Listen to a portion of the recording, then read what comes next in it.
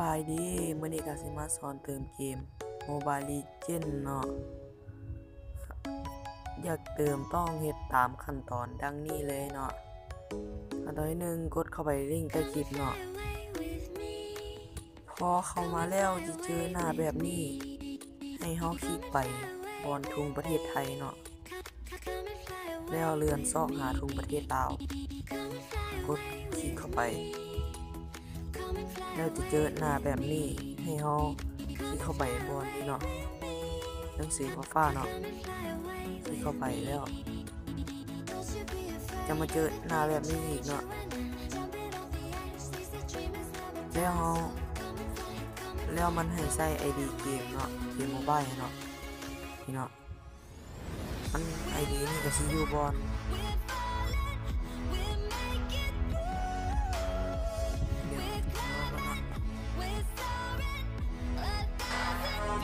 มันเลยอยู่หน้านี้เนาะ ID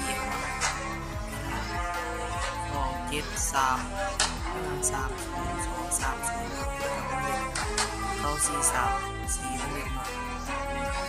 เอากดคันลอกมาเนาะ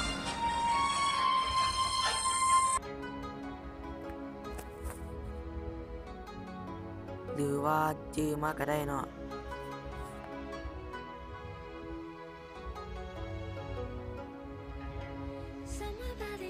แล้วเอามาเขียนหรือว่าวางใส่2บอนนี้เนาะ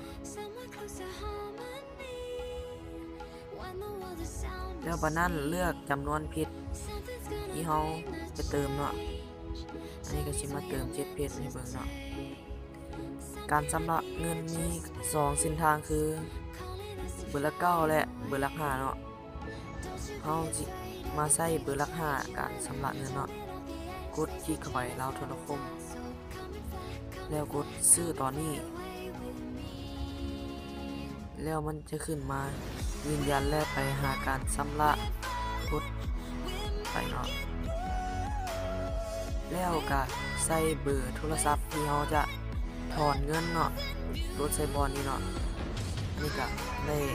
กดมาแล้วเนาะกดยืนยันต่อเนาะแล้วก็รอท่าก็ต้องส่งรหัสมา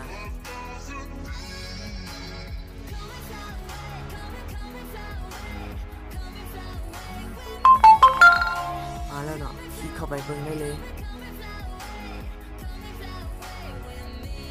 นี่เนาะรหัสเฮาเนาะ953เนาะเบิ่งแล้วก็เจอออกมาเนาะแล้วเข้ามาบอนเก่าเฮาพิมพ์เข้าไป953แล้วกดยืนยันเนาะแล้วก็จะได้เลยเนาะเข้าเกมเบิ่งได้เนาะ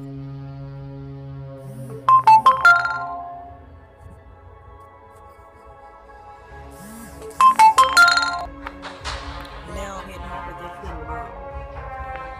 แต่ก่อนเฮามี28เพชรมันบวกเพชรเลยเป็น35ขอจบคลิปให้วันนี้มากดไลค์กดแชร์กด Subscribe